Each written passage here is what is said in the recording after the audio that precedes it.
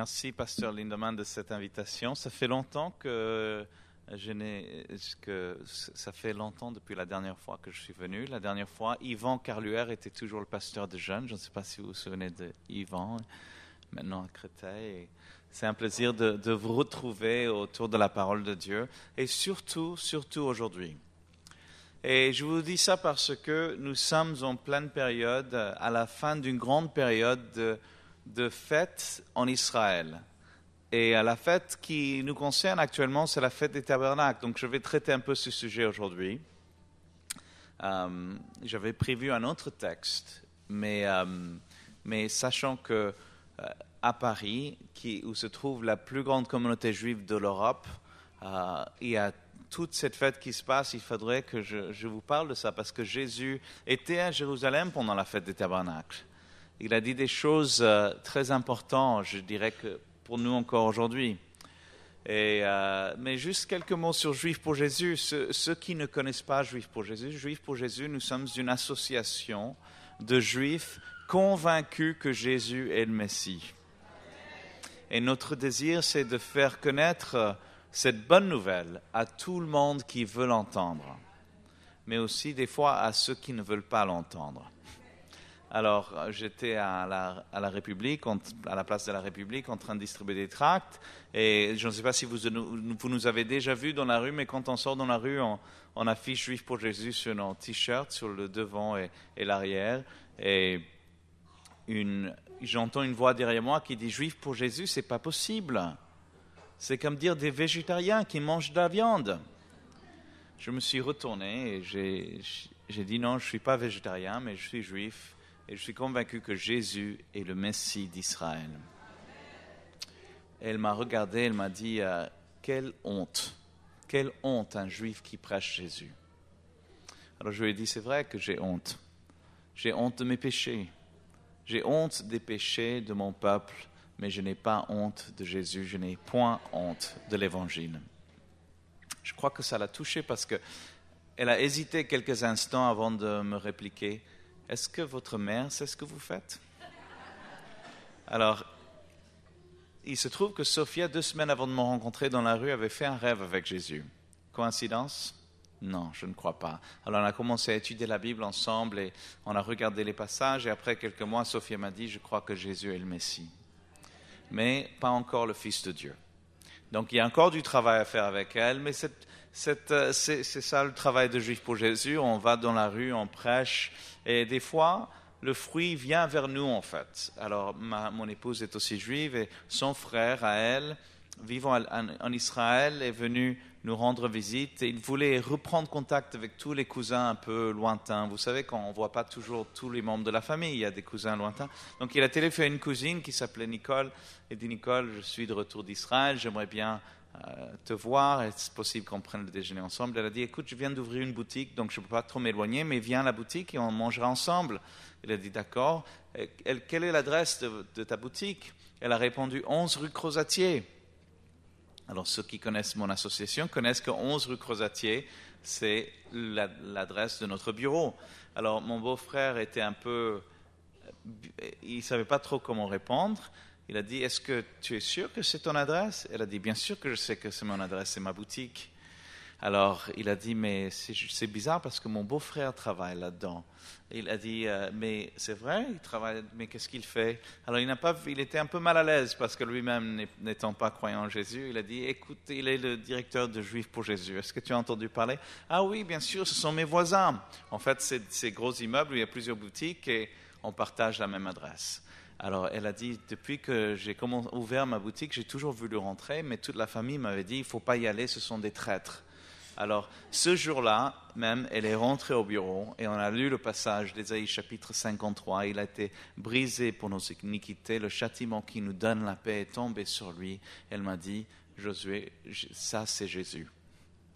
Alors, il faut que tu viennes chez moi pour le Shabbat et que tu expliques ça à toute la famille. Alors, je suis allé chez elle un vendredi soir et juste pour vous donner un peu d'arrière-plan, il y a plusieurs mois auparavant, il y a une femme qui est venue au bureau qui avait un œil en verre, très intéressée par Jésus. Et on a commencé à étudier. Et je lui ai dit, écoute, laisse-moi tes coordonnées, on va étudier la Bible ensemble, je t'inviterai à certaines choses. Et elle dit, je ne peux pas parce que ma famille, s'ils savaient que je venais chez les Juifs pour Jésus, ça se passerait très mal. Alors, j'ai dit, mais tu es sûr? Elle a dit, oui, je voudrais bien, à l'occasion, je repasserai. Donc, elle est venue une fois et je ne l'ai plus revue. Donc, je suis allé chez Nicole pour le Shabbat. Et au milieu du repas, Nicole me dit, Josué, j'aimerais bien que tu viennes à la cuisine. Ma sœur vient de rentrer et je voudrais que tu la rencontres. Et quand je rentre dans la cuisine, c'est cette même femme avec l'œil de verre. Alors, des fois, il y a le travail que nous faisons et le travail que le Seigneur lui-même fait. Alors, voilà, c'est ça le travail d'un missionnaire avec Juifs pour Jésus. Et merci pour vos prières. Je sais que vous priez pour nous. Et voilà, donc on va regarder la parole ensemble. Alors, il se trouve qu'à un moment de ma vie, j'étais un musicien et chanteur. Je voyageais vers un groupe de musique. Et on vivait dans un bus, on dormait dans le bus, c'est un genre de gros bus, il y avait des lits dedans, etc. Et le soir, j'avais du mal à dormir parce qu'on va aller d'une ville à l'autre. Donc le soir, le conducteur, lui, il ne dormait pas, il dormait la journée, il conduisait. Et le moteur et le bruit, le mouvement, je n'arrivais pas à dormir. Donc j'ai dit à l'un des membres de l'équipe, comment faire? Elle m'a répondu, tu devrais faire ce que je fais quand je n'arrive pas à dormir. J'ouvre la Bible, je lis Lévitique, 30 secondes plus tard, je m'endors. Alors, j'espère que ce matin, vous n'allez pas vous endormir, mais on va quand même lire Lévitique. Lévitique chapitre 23.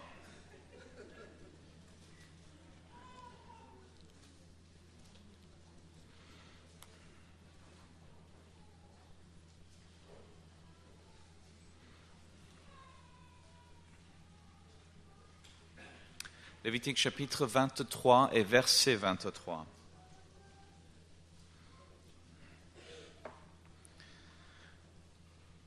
L'Éternel parla à Moïse et dit, parle aux enfants d'Israël et dit, le 7e mois, le premier jour du mois, vous aurez un jour de repos publié au son des trompettes et une sainte convocation. Vous ne ferez aucune œuvre servile et vous offrirez à l'Éternel des sacrifices consumés par le feu. L'Éternel parla à Moïse et dit, le 10e jour de ce 7e mois, ce sera le jour des expiations. Vous aurez une sainte convocation, vous humilierez vos âmes et vous offrirez à l'Éternel des sacrifices consumés par le feu. Vous ne ferez aucun ouvrage ce jour-là, car c'est le jour des expiations devant l'Éternel votre Dieu. Toute personne qui ne s'humiliera pas ce jour-là sera retranchée de son peuple. Toute personne qui fera ce jour-là un ouvrage quelconque, je la détruirai du milieu de son peuple. Vous ne ferez aucun ouvrage, c'est une loi perpétuelle pour vos descendants dans tous les lieux où vous habiterez. Ce sera pour vous un Shabbat, un jour de repos, et vous humilierez vos âmes dès le soir du 9e jour jusqu'au soir suivant. Vous célébrerez votre Shabbat. L'Éternel parla à Moïse et dit, parle aux enfants d'Israël et dit, le 15e jour de ce 7e mois, ce sera la fête des tabernacles en l'honneur de l'Éternel. Pendant 7 jours, le premier jour, il y aura une sainte convocation. Vous ne ferez aucune œuvre servile. Pendant 7 jours, vous offrirez à l'Éternel des sacrifices consumés par le feu. Le 8e jour, vous aurez une sainte convocation et vous offrirez à l'Éternel des sacrifices consumés par le feu. Ce sera une assemblée solennelle. Vous ne ferez aucune œuvre servile. Telles sont les fêtes de l'Éternel, les saintes convocations que vous publierez, afin que l'on offre à l'Éternel des sacrifices consumés par le feu, des holocaustes, des offrandes, des victimes et des libations, chaque chose au jour fixé. Vous observerez en outre les Shabbats de l'Éternel, et vous continuerez à faire vos dons à l'Éternel, tous vos sacrifices pour l'accomplissement d'un vœu et toutes vos offrandes volontaires. Nous voici. Dans ce mois-ci, selon le calendrier du Seigneur, on n'est pas au mois d'octobre, on n'est pas le 7 octobre, on est au mois de Tishrei. Et dans ce mois si important que la Bible appelle le 7e mois, on a 3 fêtes majeures. La fête de Rosh Hashanah, convocation solennelle au son des trompettes. Yom Kippour, le jour du grand pardon, ou comme dit l'Écriture, le jour des expiations, et finalement la fête des tabernacles. Et c'est pour ça qu'on appelle cette époque en hébreu Rosh Hashanah, la tête de l'année, parce que c'est tellement important avec 3 fêtes majeures. Cette première fête, c'est la fête des trompettes. Alors, à cette fête des trompettes, on se dit les uns les autres, le Shana Tova Tikatev et Tichatvu. Ça veut dire que votre nom soit inscrit et scellé dans le livre de vie. Amen. C'est un souhait, c'est un espoir, c'est nullement une certitude. Avez-vous l'assurance de votre salut? J'étais en train de distribuer des tracts avec Stephen Pash. Certains d'entre vous se rappellent Stephen. Il est maintenant à Genève en train de servir le Seigneur avec Juifs pour Jésus à Genève. Et on était en train de distribuer des tracts tous les deux dans l'11e arrondissement et un rabbin s'est approché de nous. Il nous a demandé qu'avez-vous dans le christianisme que vous n'aviez pas auparavant dans le judaïsme? Et Stephen a répondu, l'assurance de mon salut. L'assurance de la vie éternelle. À Rosh Hashanah, on se rappelle que oui, il y a un livre, oui, il y a un destin, mais on n'est pas sûr d'y être inscrit. C'est pour ça qu'on se dit que votre nom soit inscrit, que votre nom soit scellé. Ce n'est point une assurance. Mais cette fête de Rosh Hashanah, fête des trompettes, on sonne le shofar. Et le shofar, c'est le corne du bélier. C'est un son... Si vous l'avez, qui a entendu le son du corne du bélier? Ok, c'est pas la trompette, hein. C'est pas très agréable comme son, mais c'est un son qui est inéluctable, impossible d'ignorer. C'est exactement le genre de son qu'utilise mon réveil le matin. Quand vous dormez, vous avez du mal à vous réveiller et le réveil sonne, il ne s'éteint pas et tout ce que vous voulez, c'est un marteau pour détruire ce réveil. Et c'est ça le shofar, c'est un réveil. C'est un réveil spirituel. C'est le son qui dit, c'est un son d'appel au jugement. C'est un son qui dit, le Seigneur vient, préparez-vous. Repentez-vous. C'est un son de rappel ce que Dieu a fait dans le passé et c'est un appel pour ce que Dieu va faire dans le futur. C'est le moment de vous préparer à la rencontre de votre Dieu. Ça, c'est le shofar, la corne du bélier.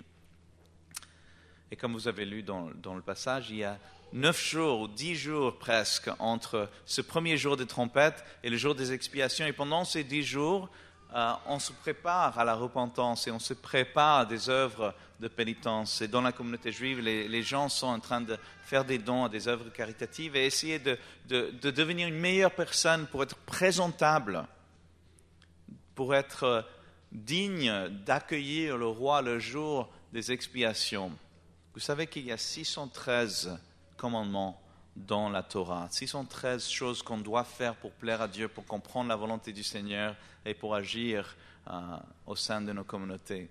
Et parmi ces 613 commandements, il n'y a aucun qui concerne le jour de Yom Kippour. Est-ce que vous avez entendu combien de fois j'ai répété en lisant ce passage, vous ne ferez aucun ouvrage servile. Celui qui fait un ouvrage quelconque sera retranché de son peuple. Et après une phrase un peu ambiguë, un peu bizarre, un peu mystérieuse, l'expiation doit être faite pour vous. L'expiation doit être faite pour vous. Il n'y a aucune chose que nous pouvons faire pour gagner notre salut. C'est par la grâce que nous sommes sauvés, pas par les œuvres. Jésus-Christ est le même hier, aujourd'hui et demain. Et dans cette petite phrase, je vois le futur œuvre du Messie que Jésus, c'est lui qui a dû faire l'expiation pour nous. Et même dans l'Ancien Testament, même avant la naissance de Jésus, Dieu voulait que les Israélites apprennent tellement cette leçon. Parmi tous ces commandements, il n'y en a aucun qui peut vous approcher, vous gagner ce pardon. Les Juifs ont demandé à Jésus, quel est le commandement que nous pouvons faire pour plaire à Dieu? Et Jésus a dit, le commandement que vous pouvez faire pour plaire à Dieu, c'est de croire en celui qui l'a envoyé. Repentance, Rosh Hashanah, son de trompette, expiation, jugement ou pardon. Et 5 jours plus tard vient Sukkot. Alors on va lire la prochaine section de cette partie de Lévitique qui traite spécifiquement la fête de Sukkot, la fête des tabernacles. C'est à partir du verset 39.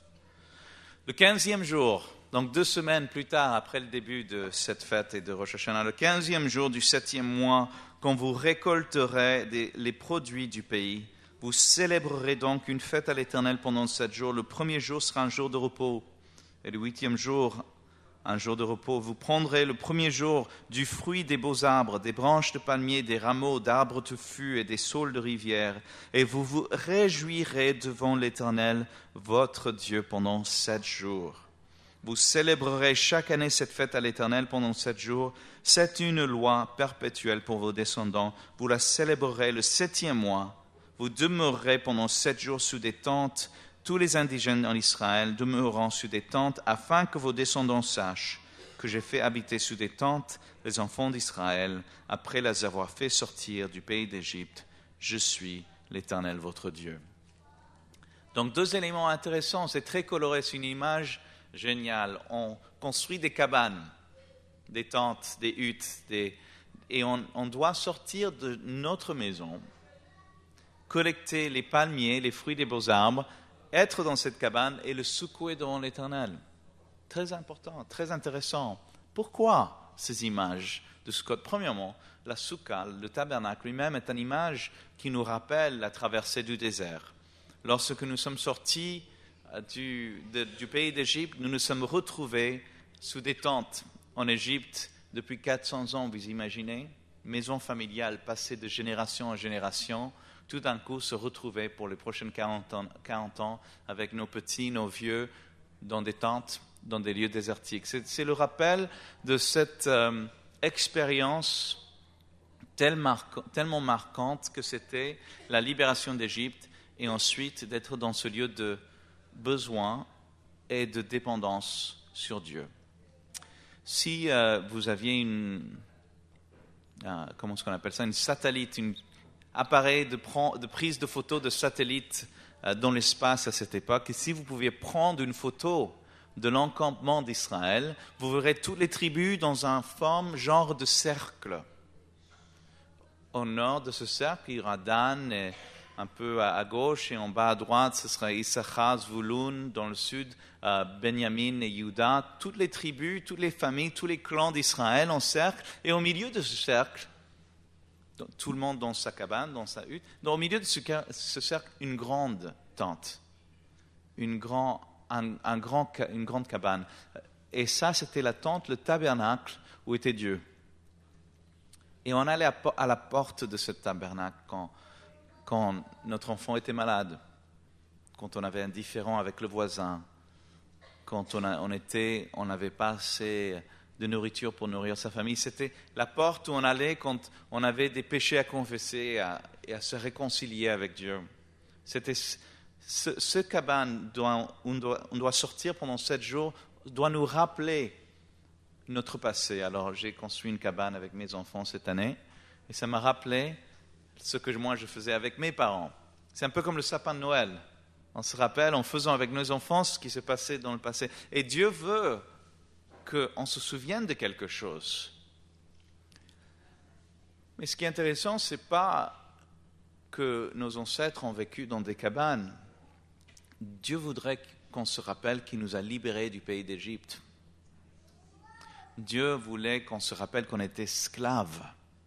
Même si on avait des maisons et maintenant on était dans des cabanes, on était des esclaves. Et un esclave dans une maison est toujours un esclave. Et que maintenant nous sommes des hommes libres, certes sous des tentes, mais ce qui est intéressant, on était aux petits soins de Dieu pendant ces 40 ans. Aux petits soins de Dieu. Quand on avait faim, pain tombait du ciel. Quand on voulait quelque chose de mieux que le pain, les oiseaux nous apportaient de la viande. Nos chaussures ne s'usaient pas. Les vêtements ne s'usaient pas. C'était un moment, un vécu, un quotidien surnaturel. Surnaturel. Parce qu'on n'avait pas le choix. C'est soit Dieu pourvoyait à nos besoins, soit on mourait. Et on rentre dans la terre promise et on construit des maisons et Dieu est content, il veut que l'on soit béni, il veut que l'on soit bien. Il veut que vous gagnez bien à votre travail, il veut que vous ayez une situation stable, que vos enfants s'éduquent, que vous puissiez avoir moins de mouvement et plus de stabilité. Mais le problème avec ça, c'est qu'après un moment, on pense que nous pourvoyons à nous-mêmes. Et on pense qu'on est plus sûr parce qu'on est dans un appartement de béton, dans un immeuble haussmannien, on pense que les choses qui nous entourent, ce sont ces choses-là qui nous protègent et qui nous donnent un sens de stabilité et de sécurité. La fête des tabernacles me rappelle toujours ma ville natale, New York. Parce que même si j'habite en France depuis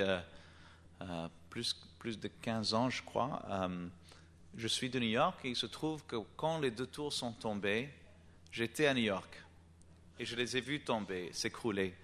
J'ai vu le feu et le flamme. J'ai grandi à l'ombre de ces tours en quelque sorte et c'était intéressant pour moi de voir en quel état était cette ville new-yorkaise, cette ville qui était si puissante et forte et stable, un lieu où le monde dépendait pour la bourse, pour les finances, pour l'art, pour tellement de choses, pour l'économie. De voir cette ville quelque part s'écrouler aussi avec les tours. J'étais là-bas avec mon épouse et on est tous les deux allés à l'hôpital pour essayer de donner du sang.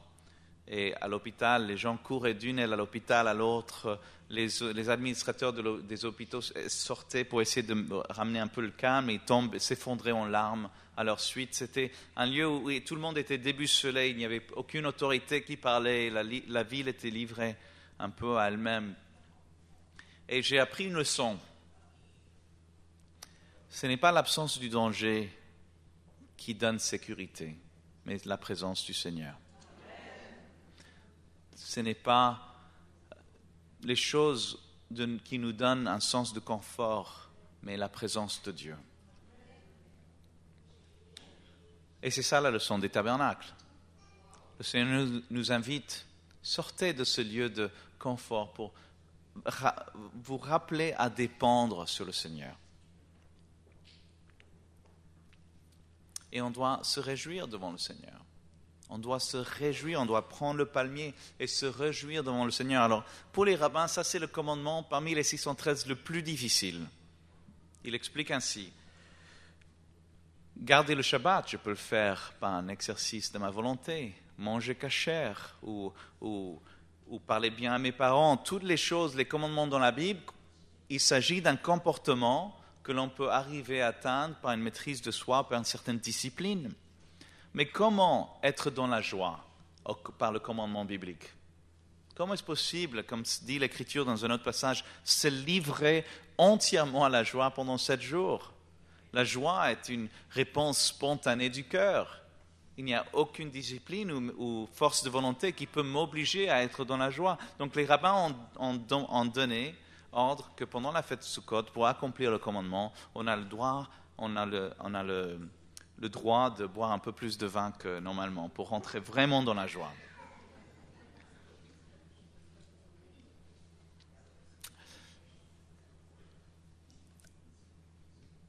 Alors, on retrouve Jésus au temple, à Sukkot, à Jérusalem.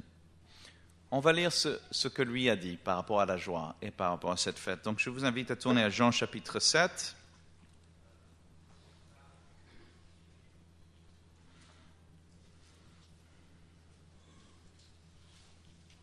Jean chapitre 7.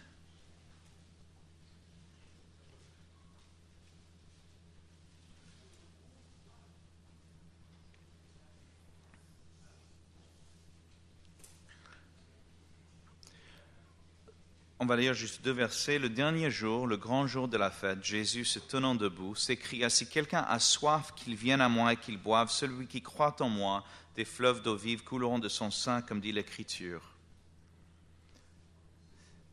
Il dit cela de l'Esprit que devait recevoir ceux qui croiraient en lui, car l'Esprit n'était pas encore, parce que Jésus n'avait pas encore été glorifié. Quand j'ai commencé, j'ai dit, j'étais très heureux de vous retrouver, ce jour-ci en particulier, parce que ce jour-ci, on est au dernier jour de la fête de Sukkot. Et le dernier jour de la fête de Sukkot, en hébreu, s'appelle Hoshana Rabbah. Et le Nouveau Testament appelle ça le grand jour de la fête. Alors, le grand jour de la fête à Jérusalem, à l'époque de Jésus, était très particulier. Parce qu'il y a une tradition bien spécifique concernant l'eau. Alors, comme on a lu dans Lévitique, la fête de Sukkot, c'était la dernière récolte de l'année, la plus abondante, la plus importante. Et la terre, par la suite, en est épuisée. Il y a des grappes de raisins, des dattes, des figues. C'est la meilleure récolte de l'année. Et c'est vraiment un temps de fête, de célébration et de réjouissance dans la provision de Dieu. Mais maintenant, essayez de penser en tant qu'agricole. Je sais que c'est difficile, qu'on est à Paris. Mais imaginez si vous allez au supermarché, il n'y a plus de pain sur les étagères. Tout cela dépend des fermiers qui travaillent la terre. Et la terre, en Israël, manque souvent d'eau. L'eau est primordiale. Aujourd'hui, on a l'eau quand on ouvre le robinet, c'est assez accessible. On peut acheter des bouteilles d'eau au magasin. Mais l'eau en Israël était très précaire à l'époque et il dépendait de la pluie. Et la pluie était essentielle pour le survécu parce que si on n'avait pas la pluie, non seulement on perdait la moisson, on perdait aussi la semence dans la terre dans laquelle on a sémé. Donc, chaque jour de la fête de Sukkot, puisqu'on voit que c'est la fin, l'arrière-saison, et que maintenant la terre va se reposer, la terre a besoin de pluie. Donc on prie chaque jour pour la pluie. Seigneur, envoie la pluie. Quand la pluie ne venait, les Israélites voyaient ça comme une forme de jugement divin. On n'a pas plu à Dieu, il y a quelque chose qui ne va pas, il ne pleut pas. Dans les Écritures aussi, la pluie est synonyme de la présence de Dieu, de la bénédiction de Dieu. Ésaïe a dit « Puisez avec joie aux sources du salut. Je répandrai mon esprit sur le sol altéré. » Donc il y a un lien très fort entre Dieu et l'eau, la pluie, l'eau et l'esprit. Et donc pendant 7 jours, on prie pour la pluie. Et ce dernier jour, ce grand jour de la fête de Sukkot, il y a une tradition très intéressante. Premièrement, tous les anciens sont présents, les 24 anciens d'Israël. Ça veut dire les 24 familles de prêtres. La tribu de Lévi et tous les fils d'Aaron sont présents. Ils sont sur les marches du temple et ils chantent.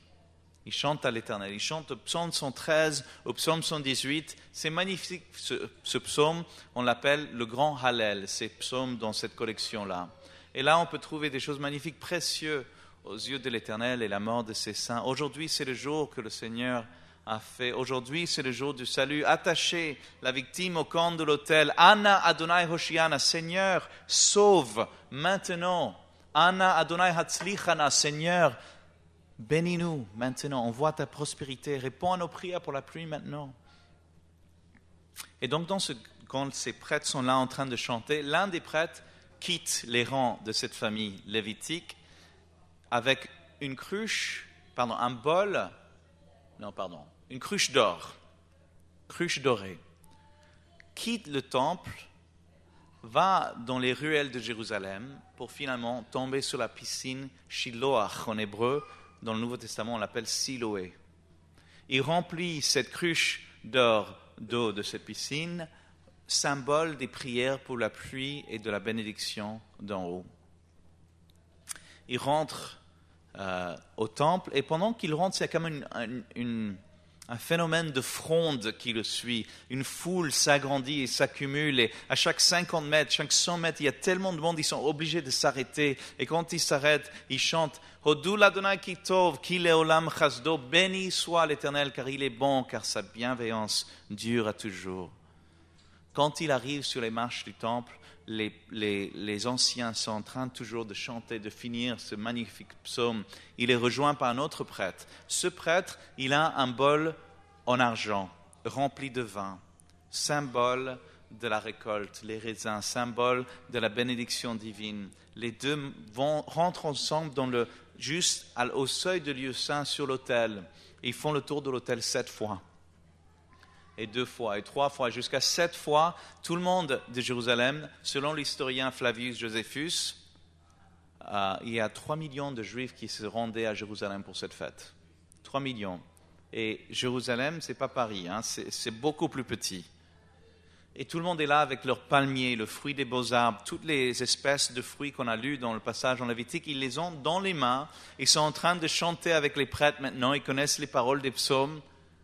Et il commence à secouer, Et quand les deux prêtres arrivent au 7e tour, les deux déversent les contenus, l'eau et le vin sur l'autel, et c'est une cacophonie, pas possible. Tout le monde secoue leurs branches de palmier jusqu'à ce que toutes les feuilles tombent, et c'est un bruit. Et les rabbins qui ont vécu cette époque ont dit, si vous n'avez jamais vu cette cérémonie, vous ne savez pas ce que c'est que la joie.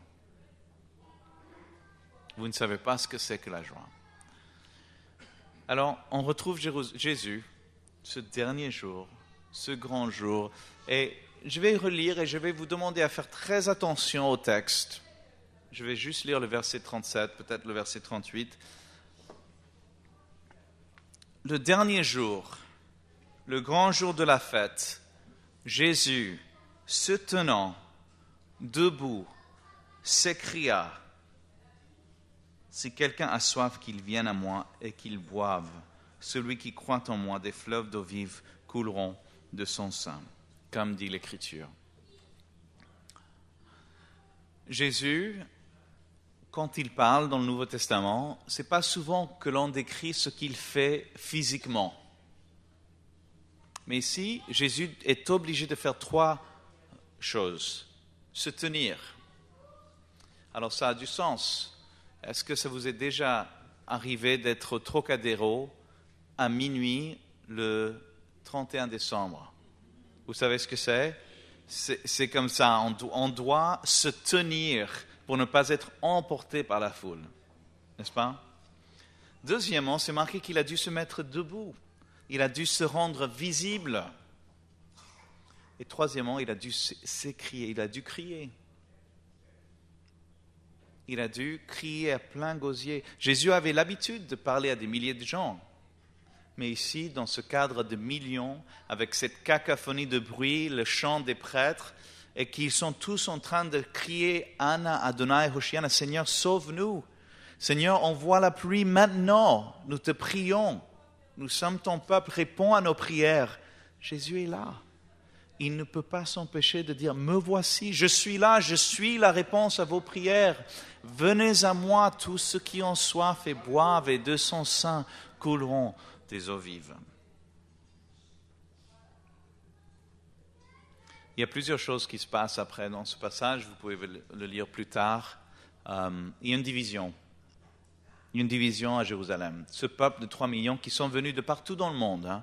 Les Juifs à Jérusalem pour Sukkot sont venus de Rome, d'Espagne, de l'Iran pour être là pour cette fête. Ils sont divisés. Et la moitié de Jérusalem croit en lui. Il dit, c'est le Christ. Quoi d'autre doit-il faire ? Cette petite phrase de 15 secondes, tellement placée par le Messie envoyé de Dieu à ce moment précis, est trop fort et des milliers croient en Jésus. Deuxièmement, ce qui se passe, les chefs religieux prennent décision de le mettre à mort. Ils disent, cet homme est trop dangereux. Et c'est ça ce que Jésus voulait en fait. Il est venu pour mourir, il est venu pour que les gens croient en lui. Il fallait qu'à ce moment, les 2 choses se passent.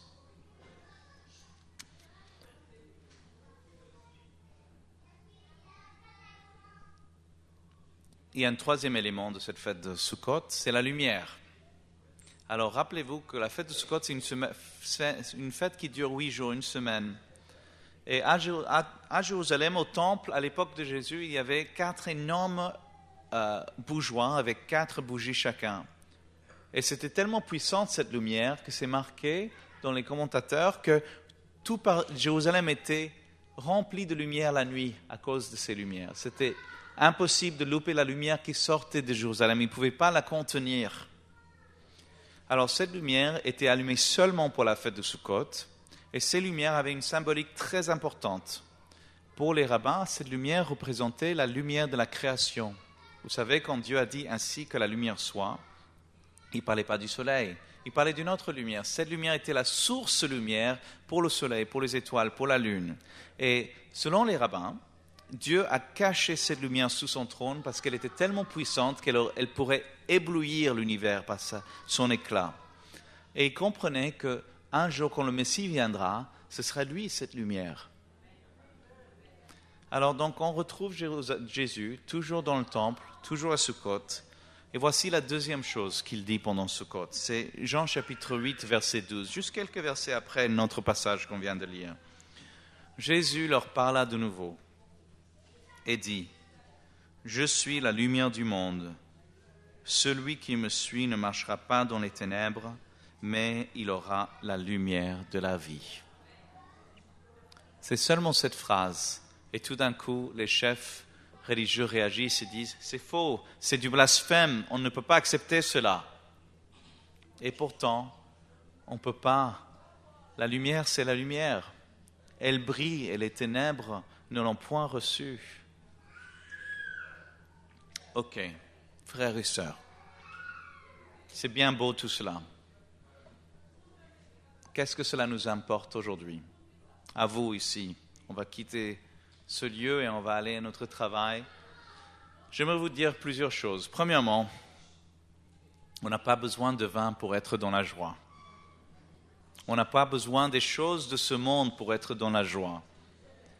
Si on écoute le chauffard et on se repent de ses péchés et en humilité, on se rapproche du Seigneur, « Seigneur, j'ai besoin que l'expiation soit faite pour moi aussi. » Après vient l'Esprit de Dieu, la présence de Dieu qui nous donne la joie, pas seulement pour 7 jours, mais pour toute l'éternité. On peut dire avec conviction, nos noms sont scellés dans le livre de vie.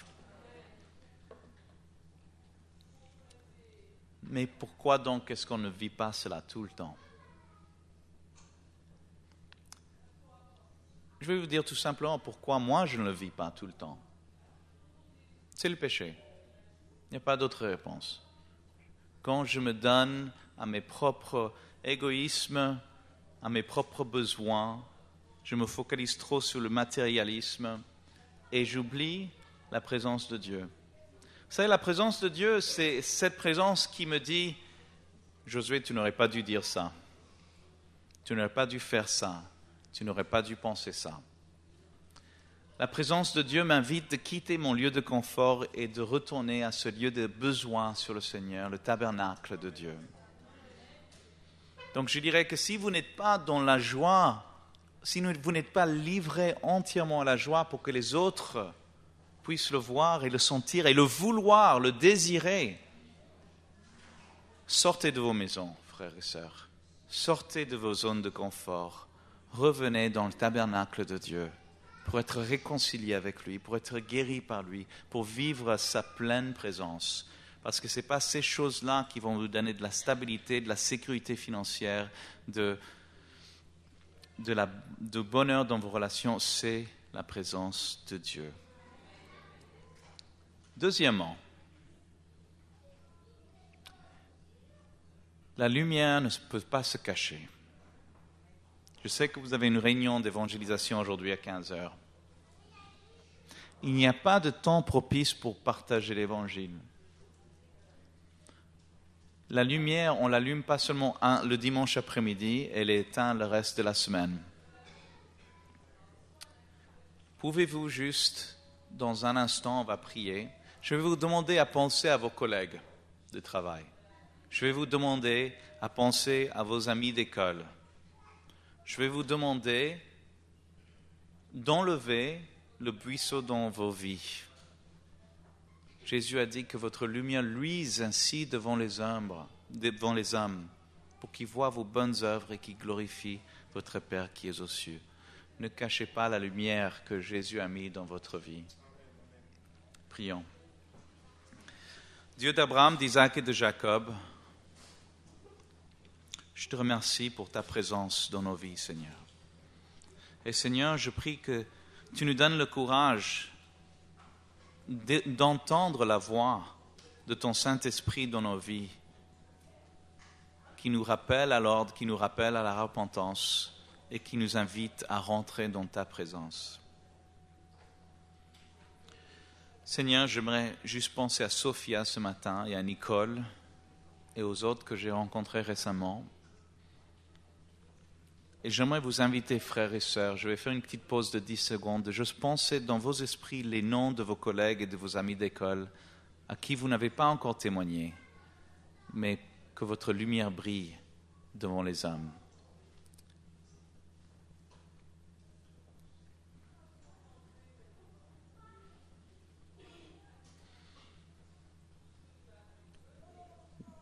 Oui, Seigneur, nous prions pour ces personnes qui nous entourent et nous prions que ton Esprit Saint aussi fasse le travail de la conviction du péché dans leur vie. Et Seigneur, que cette semaine, on ne puisse pas louper une seule occasion de faire briller ta lumière. Aide-nous, Seigneur, à le faire. Au nom de Jésus. Amen.